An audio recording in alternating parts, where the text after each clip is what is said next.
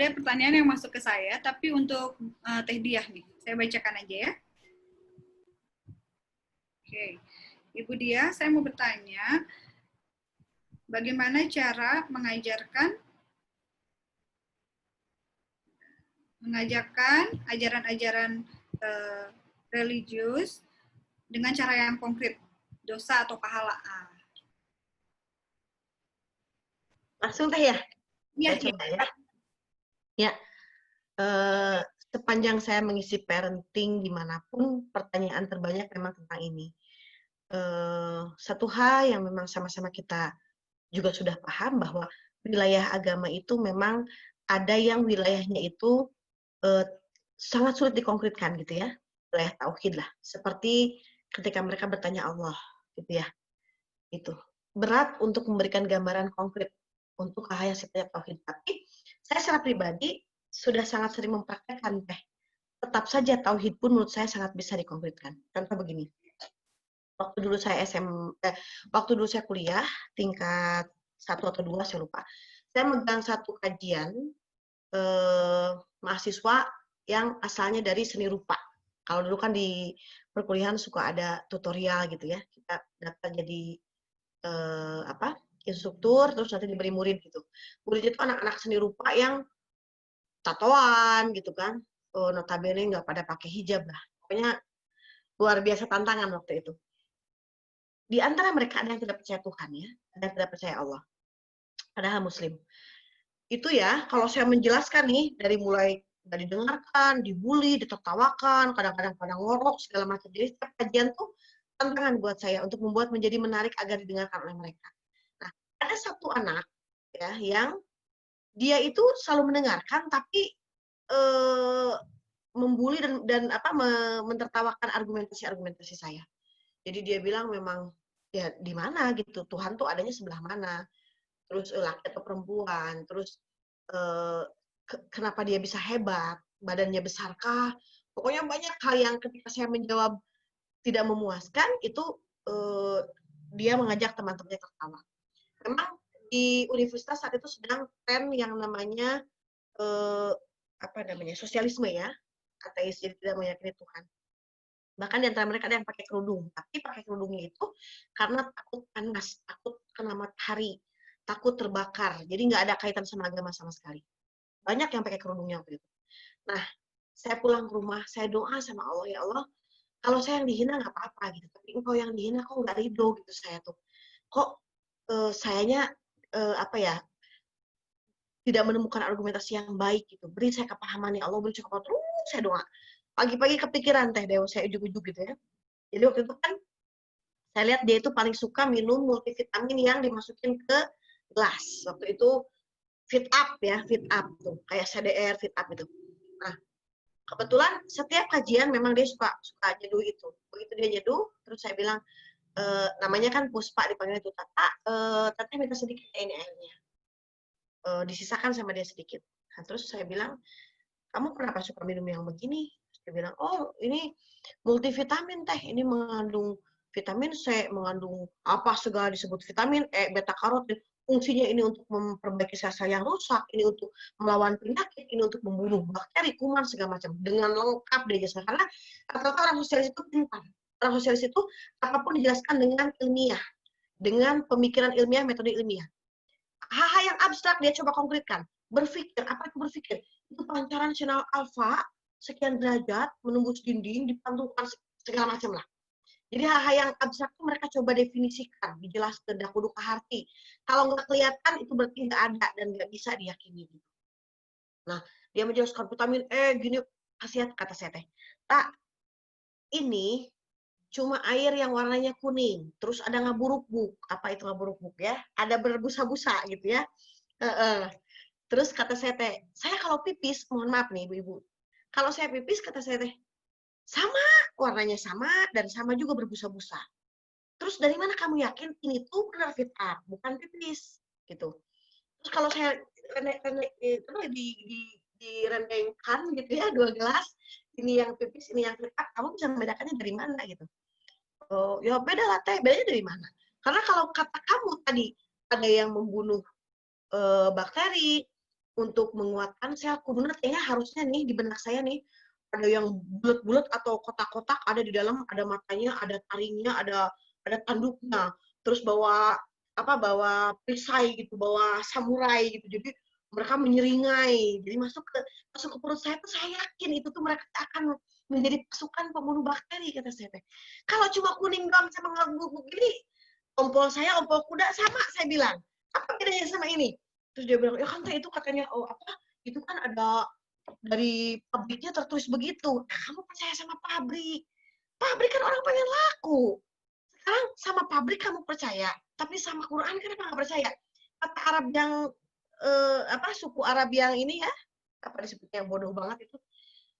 Ketika ada kan itu salah satu hadis ya yang diriwayatkannya mutawatir. Jadi pada saat seorang Arab Baduy namanya. Seorang simpulan ini, si Arab Baduy ini melihat ada, mohon maaf sekali, tai onta. Nah, dia langsung berucap, pasti ada onta yang sebelumnya lewat. Gitu. Gak mungkin ujung-ujung ada tai onta kalau ada onta yang sebelumnya lewat. Nah, sekarang menurutmu, coba awan itu apa unsur pembentuknya? Dia bilang kan ini. Jadi unsur-unsur yang memang membuat dia jadi berat.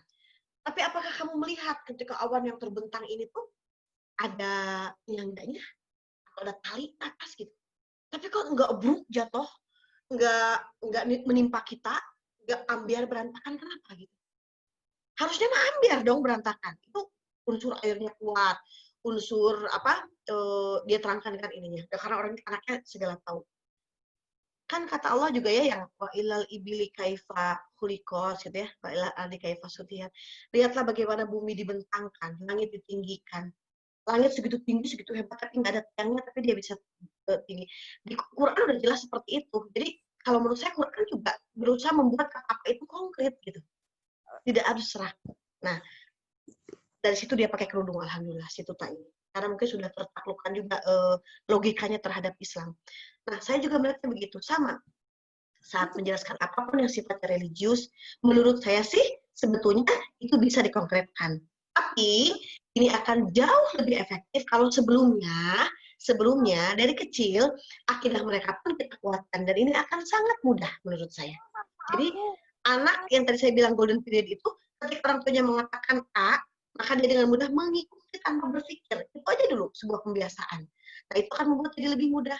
Saya waktu KKN di Wanayasa Purwakarta, ada anak yang dia cacat, nggak bisa melihat. Ada anak yang dia tidak bisa berjalan. Saya iseng nanya sama mereka, kamu nggak marah sama Allah? Kamu dikasih cacat begini? Jawaban dia apa? Anak kecil. Ya nggak marah, Bu. Justru ketika, pakai bahasa Sunda ya jawabnya mah. Justru ketika saya tidak punya mata, cuma sebelah, nanti di akhirat yang ditanya sama Allah cuma sebelah mata saya aja. Kalau saya ada dua, karena saya belum tentu melihat yang benar, melihat yang baik, jadi saya lebih berat mempertanggungjawabkannya. Anak kecil itu bisa jawab begitu. Gitu. Ketika sama saya diajari, seperti yang pun tadi orang-orang Nasrani ajari, coba tangannya beginikan, coba matanya pejamkan. Terus dikasih permen. Kan? Buka lagi, buka. Ada permen kan? Sekarang minta sama Allah, coba pejamkan matanya, pejamkan. Terus coba minta permen sama Allah, minta. Coba lihat tangannya gini kan, buka lagi. Ada enggak? Allah itu enggak ada. Kamu minta apa sama Allah enggak dikasih. Itu kan orang-orang, mohon maaf ya, orang misionaris itu banyak ngajarin anak-anak seperti itu. Harus konkret. Sementara kita di Islam, kan tidak begitu meyakini Allah itu. Nah makanya bagi saya, konkretnya versi mereka yang salah tadi, awan oleh kita dengan konkret versi kita tadi. Dari kecil akidah mereka dikuatkan, sholat aja dulu, nggak peduli ngerti apa minta mereka, sholat aja dulu, ikutin ibunya, ngikutin bapaknya. Setiap kita dapat rizki, dapat apa, alhamdulillah, si ibu tuh terima kasihnya ke siapa ya? Ke Allah, nah. Ke Allah, Allah yang memegang nyawa kita, Allah yang memegang kehidupan kita. Apa-apa Allah sering dia dengar tentang Allah dari ibu bapaknya, itu akidahnya sudah terbangun. Maka kalau sudah seperti ini, ditambahin sedikit hal konkret sudah jalan dia. Tentang pahala dosa tadi. Jadi tetap akidah mesti dikedepankan karena wilayahnya agama mah sebetulnya wilayah menurut saya memang harus ada campur tangan akidah dulu dikuatkan. Nah, konkretnya kita harus kreatif. Karena tadi ya tentang pahala dosa. Kalau saya terpikirnya begini, kontak dosa itu bisa gini. Misalnya gini, kamu kalau lagi jalan nih, lagi jalan kaki, terus misalnya kamu lagi pegang, kalau anak saya kan sukanya boba ya, minuman boba tuh, lagi pegang itu, ya. Terus misalnya, apa namanya, karena kamu nggak hati-hati, terus kamu tergelincir, terpleset, bobanya jatuh berantakan. Kejadian seperti itu pernah nggak terjadi? Iya, pernah. Nah, artinya kalau kita tidak hati-hati, saat kita memegang sesuatu, saat kita melakukan sesuatu, pasti ada akibat ke diri kita. Mungkin kita bisa contohkan hal-hal yang lain. Nah, secara konkret mereka melihat bahwa setiap hal harus hati-hati, harus bertanggung jawab, harus sesuai dengan jalan yang seharusnya. Jadi kalau pegang boba berarti misalnya, atau pegang minuman, atau pegang gelas misalnya, berarti fokus, konsentrasi. Matanya harus ke depan. Terus jalannya juga jangan sambil lari-lari. Nah, kan hal begitu sebetulnya itu hal yang sama dengan pahala dan dosa menurut saya. Bagaimana Allah akan senantiasa menjaga kita, Allah akan menyukai kita ketika kita melakukan hal yang sesuai dengan arahan Allah. Ketika enggak, kasih celaka. Gitu. Ketika enggak, kita pasti mendapatkan hal yang tidak kita inginkan, hal yang enggak enak. Gitu. Jadi kamu pegang gelas aja kamu bisa jatuh, akhirnya boba kamu tumpah, kamu nggak dapat boba, kamu nggak bisa minum enak, apalagi kalau kamu melanggar aturan Allah. Apa yang paling ngeri di dunia ini kalau bukan Allahnya marah sama kita? Itu ngeri banget. Kalau bunda marah mah besok lusa meluk kamu lagi, cium kamu lagi. Kalau si nenek marah begitu, Allah marah belum tentu. Nah, itu luar biasa gitu Allah itu, karena dan dia kan kalau anak saya gitu, berarti Allah tuh galak dong bun, berarti Allah itu jahat. Oh enggak banget, karena kamu misalnya kalau tadi ya misalnya kemana aja tuh sama bunda nggak dimarahi, kamu pasti akan jatuh terus. Jadi kenapa kalau Dede ditanya sama orang yang paling baik itu bunda, karena bunda itu galak banget, diam aja dia. Kata kakaknya, karena kita tahu bunda galaknya juga karena sayang. Nah itulah Allah seperti itu. Allah juga seperti itu. Ketika Allah ke kita memarahi, memurkai, melaknat dan sebagainya apapun itu, sebetulnya ingin menjaga kita gitu, agar kita memang tidak masuk neraka gitu. Agar kita masuk surga, karena Allah akan sayang orang-orang yang memang masih ingin berbuat baik dan masih bertobat sama Allah. Nah, hal-hal seperti itu memang perlu kreativitas, ibu-ibu, perlu kesabaran, perlu tadi rumus dari saya, tarik nafas sebentar, berpikir, baru jawab. Jangan biasakan tiap anak nanya, kalau kitanya nggak fokus nonton sinetron dan sebagainya, langsung jawab. Saya pernah telepon sama Pak Rektor waktu itu. Saya sedang jadi ketua konferensi internasional. Ditelepon dengan masalah yang sangat serius. Hari anak saya nanya, Bunda, hari rakitan teh apa? Dia lihat di TV. Rakitan teh apa? Saya hentikan Pak Rektor. Bapak mohon maaf sebentar, Inspektur Jenderal memanggil, kata saya. Ketawa Pak Rektor, sebentar Bapak. Saya yakin bahkan dekan sekalipun nggak berani itu menghentikan Pak Rektor lagi ngomong. Saya karena beliau lagi telepon saya jelasin sama dianya, simpan dulu telepon. Kalau rakitan itu gimana ya? Rakitan itu saya nyari sisir. Saya pasang-pasangkan sisir 1, 2, 3 sisir saya pasangkan. Nah ini rakitan. Oh, dia lari lagi. Saya nerima gitu, Bapak mohon maaf. Oh nggak apa-apa, kata si Pak Rektor. You are a good mom, kata si Rektor. Si Pak Rektor, kamu ibu yang baik. Nah, dari sana anak saya setiap melihat di TV ada mobil dirakit, terus ayahnya bawa lemari Excel dirakit, dia mengerti bahwa itu dirakit. Jadi kalau kita menjelaskan ke anak, tarik nafas, pikir dulu sebentar, tapi sekali kita ngajarkannya kena kepikirannya secara konkret gitu ya, dan dia paham, dia akan bisa mengembangkan ke hal yang lain. Kita lihat ini, oh ini dikait-kaitkan. Itu disebut dengan pola pembelajaran konstruktivisme ibu-ibu. Jadi kalau kita sering menjelaskan dengan baik, memberikan cara berpikir yang benar, mereka datang ke sekolah itu mudah bagi mereka itu. Mendengar penjelasan guru, cemen di rumah sudah pernah ini mah, sudah tahu ini mah, sudah lihat ini mah, gitu. Jadi pentingnya untuk membelajarkan hal konkret itu membenturkan kerangka berpikir mereka.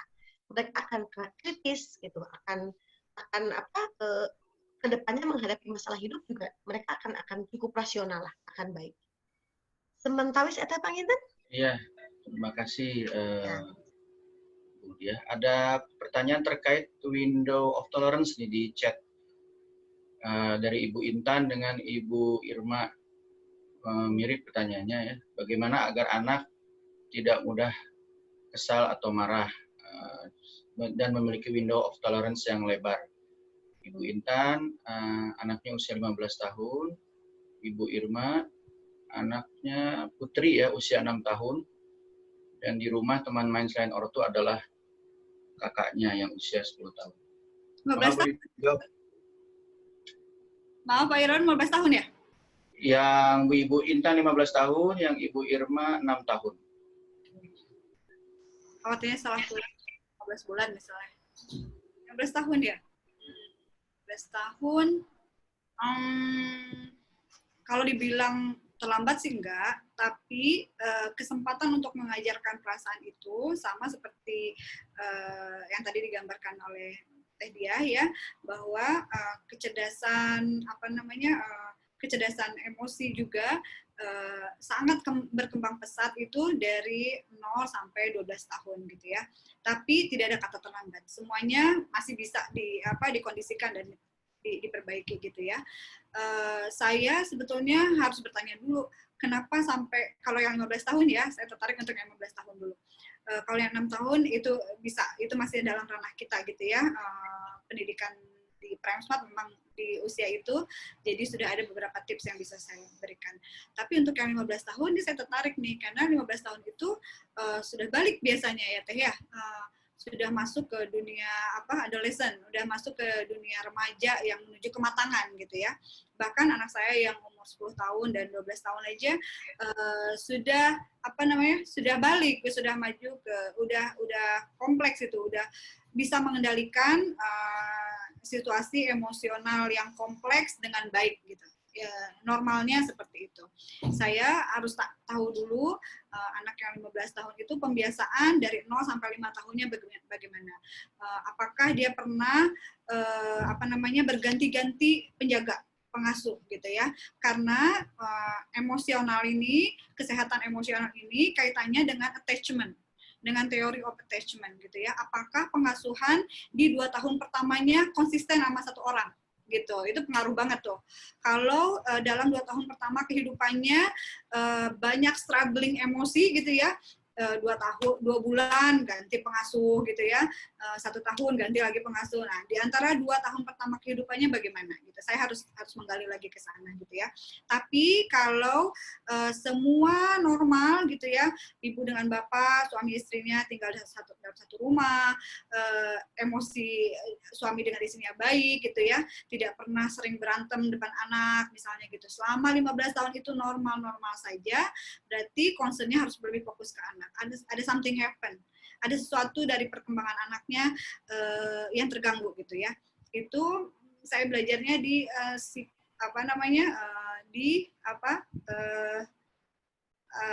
psikologi abnormal gitu ya.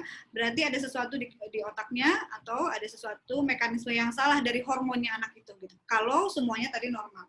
Tapi kalau dalam 2 tahun pertama kehidupannya atau dalam 5 tahun pertama kehidupannya ada sesuatu yang tidak bagus, misalnya terjadi pergantian, pertukaran pembantu gitu ya, yang sering gitu ya, attachment-nya terganggu dengan ibunya, atau mungkin berasinya di 2 tahun pertama itu pakai botol. Hati-hati tuh bu, sekarang tuh kan lagi tren banget tuh ya Teh Diah ya, asinya full 2 tahun tapi lewat botol tuh gitu ya, bukan langsung gitu, bukan itu ada sesuatu yang harus kita kaji di situ gitu. Banyak kajian yang ke arah situ, bahwa teori of attachment ini berhubungan dengan kematangan emosi gitu ya. Saya kaget barusan, makanya bertanya hampir 3 kali, betul 15 tahun gitu ya, karena sepatutnya kalau di 1 sampai 5 tahunnya tergali dengan bagus, emosi itu diajarkan dengan konkret gitu ya kepada anak, itu 15 tahun itu sudah dewasa. Nanti boleh japri ya Bu ya, karena saya perlu mendiagnosa lebih apa yang terjadi dengan anak ibu yang 15 tahun itu. Tapi apapun itu, saya akan coba menjawab kalau itu kondisinya normal ya. Kalau itu kondisinya tidak normal. Kalau normal malah mungkin ada sesuatu yang terjadi. Kita akan coba jawab dari yang ke pertanyaan kedua tadi ya, yang umur 6 tahun itu. Window of tolerance itu tadi hubungannya erat kaitannya dengan kematangan anak mengelola emosi, ya kan?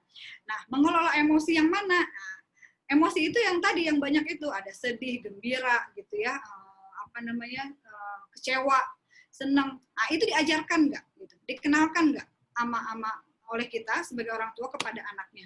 Gimana cara ngajarinnya? Nah, tadi banyak banget yang dicontohkan sama Teh Dia. Kita mah ibu-ibu memang harus cerewet di rumah gitu ya. Saya terbiasa menjadikan anak-anak itu sebagai teman curhat malah Teh gitu ya. Sejak bayi, sejak dalam kandungan malah saya curhatnya ke Dede Baby gitu ya. Aduh nak, maaf ya, Bunda nggak bisa makan nasi. Itu lagi 3 bulan pertama tuh. Bunda lagi nggak bisa makan nasi. Sekarang ini Bunda cuma bisa makan telur aja gitu ya. Nggak apa-apa ya nak, mudah-mudahan nanti jam 10 Bunda bisa. Nah, itu keluhan emosi. Itu ekspresi emosi yang sudah kita ajarkan dari sejak dalam kandungan. Ya kan? Setelah lahir pun saya begitu. Kebetulan waktu itu saya lahir anak pertama, lagi ditinggalin sama suami. Maksudnya ditinggalin tuh dari pagi dia pergi kuliah, dia pulang lagi malam jam 10 malam. Jadi otomatis panjang hari itu saya sendiri di rumah dengan bayi dan jauh dari orang tua gitu.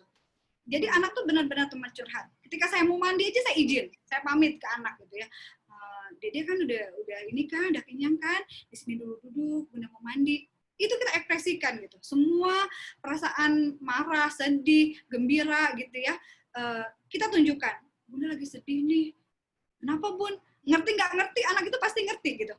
Kita mungkin menganggapnya anak nggak, jangan pernah lagi kita ada anggapan udahlah nggak akan ngerti. Jangan pernah lagi ada anggapan seperti itu. Karena di 5 tahun pertama justru anak menyerap semuanya. Dari mana anak akan belajar rasa sakit gitu ya, rasa kecewa, rasa sedih. Kalau kita tidak menunjukkan itu, diajarkan. Jangan diketepikan, jangan deny gitu, jangan ditolak gitu ya untuk anak tahu sesuatu. Ketika anak terluka, validasi sakitnya gitu, rasa sakitnya. Oh iya ya, Bening sakit. Oh iya ya, Bening luka gitu. Ayo kita bersihin dulu. Nah, kalau udah lukanya udah dibalut begini, udah tuh berhenti nangisnya gitu. Artinya apa? Anak belajar dari proses terluka gitu. Anak belajar, oh iya, luka itu bisa diobati. Oh iya, nangis itu boleh, tapi ada batasnya gitu. Jadi belajar batasan gitu ya. Tadi yang pertama mengenalkan berbagai jenis emosi gitu yang kita alami, diajarkan juga ke anak gitu ya. Anak harus tahu kalau kita sedih, anak harus tahu kalau kita gembira gitu, anak harus tahu kalau kita kecewa. Semuanya kita ajarkan. Yang kedua, kontrol gitu ya, ajarkan kontrol. Boleh kok nangis, memang boleh nah, tapi ini diangkut gitu. Nanti kamu nggak malu kelihatan itunya bedaknya luntur gitu diangkut misalnya gitu ya, malu, itu pun perasaan kan gitu yang kita ajarkan pada anak itu ketika terjadi gitu ya. Dan yang ketiga harus saat itu, tadi kan Teh Dia juga sudah menyinggung ya, bahwa anak itu belajarnya now, sekarang gitu. Dia tidak bisa kamu sih kemarin ya, makanya kalau marahin anak itu jangan mundur ke belakang, harus saat itu, yang terjadi saat itu saja, karena anak belum bisa connect gitu ya, ke belakang ataupun ke depan. Nanti mah ya, kalau kamu gini lagi, itu udah nggak nyambung tuh dengan anaknya, udah nggak nyambung gitu ya. Mau ngebahas kemanapun, mau ngebahas ke perasaan, mau ngebahas ke logika berpikir gitu ya, mau ngebahas tentang materi apapun, itu nggak akan nyambung dengan anak itu, karena anak memang belajarnya sekarang gitu ya.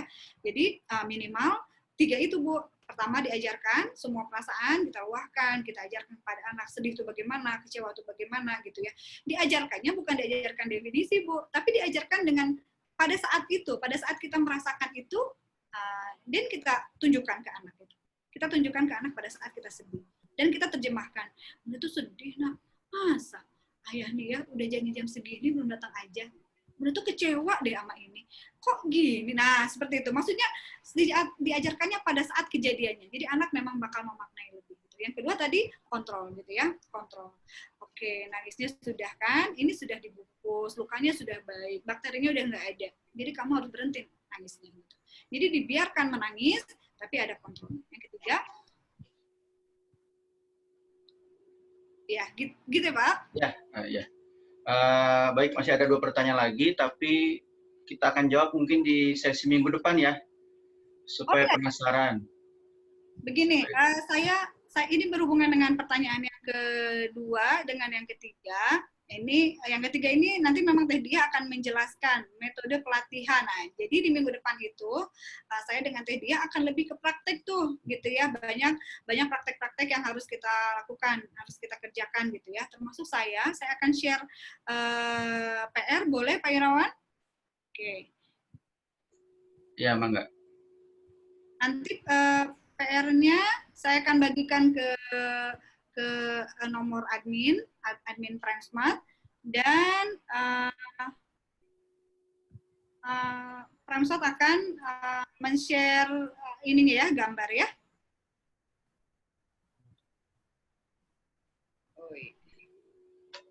Sudah kelihatan Pak Irawan? Belum. Belum? Ya sudah. Oke. Ini Bu tadi yang saya jelaskan. Anak harus diajarkan, harus disampaikan, kita harus menyampaikan kepada anak berbagai emosi yang ada ini, gitu ya. Lagi di zona biru, nanti minggu depan kita akan belajar zona biru itu apa, di zona hijau itu apa, di zona merah itu apa, gitu ya, di zona kuning itu apa. Dan zona mana yang paling efektif pada saat belajar, gitu ya. Bagaimana cara mengendalikan anak? Nah, ini 2 PR ini yang akan saya berikan. Yang pertama, feelings of will. Yang kedua, what zone am I? Yang ini ya. Kita akan share gambarnya. Ini nanti minggu depan akan kita kupas gitu ya. Gimana caranya kita, kalau lagi ada di zona orange nih, gitu ya, lagi ada di zona orange ini, gimana kita ngebawa anak sampai ke zona hijau, supaya dia bisa fokus belajar gitu ya. Atau anak lagi tantrum tuh, tadi ada pertanyaannya ya, dari Ibu siapa, lagi stres di sini, lagi tantrum di sini, kita bawa anak ke zona hijau, supaya dia bisa fokus belajar gitu ya. Oke, saya akan share PR-nya, dan insya Allah minggu depan akan kita bahas sampai ke sini. Kalau closing statement saya, khusus materi hari ini adalah, pada akhirnya ya madrasah ula ya, guru terbaik kepada anak itu ya kita. Tidak ada yang bisa lebih memahaminya daripada kita. Justru kalau setiap kenaikan kelas, terus kita mendapatkan laporan perkembangan dari wali kelasnya, dan kita melihat, oh tidak sama dengan di rumah, itu PR besar bagi kita. Jadi, kembali ke tema besar tadi, kita dari mulai sekarang ubah mindset bahwa insya Allah kitalah yang akan memberikan tadi ya mindset yang sehat untuk mereka, dengan cara kitanya pun dari awal saat ini betul-betul mengubah mindset bahwa ini semua tuh hal positif, kita bisa buat menjadi sesuatu yang positif, kita bisa mengajar anak kita di rumah. Mudah kok, insya Allah tidak sulit. Ke depan, minggu-minggu depan kita akan kupas lebih banyak tentang ini ya, baik itu secara psikologis maupun secara kognitif ya. Itu kalau dari saya. Closing statement dari saya, kerjakan PR-nya, kerjakan PR-nya. Silahkan di-print PR-nya, supaya nanti minggu depan kita bisa dengan gampang gitu ya. Kalau ibu-ibu sudah nge-print, berarti kan sudah ada effort tuh, sudah ada keinginan untuk belajar, memahami peta emosi kita seperti apa. Dan ini penting karena ibu-ibunya sendiri yang harus siap dulu gitu ya, mengelola emosinya, baru kita bisa mengajarkan emosi kepada anak gitu ya. Di-print, dan coba ibu raba-raba kira-kira hari ini, hari Senin misalnya, ibu nge-print Senin, saya ada di zona mana gitu ya, anak saya ada di zona mana gitu. Begitu seterusnya sampai kita bertemu di hari Ahad minggu depan, dan kita akan diskusi.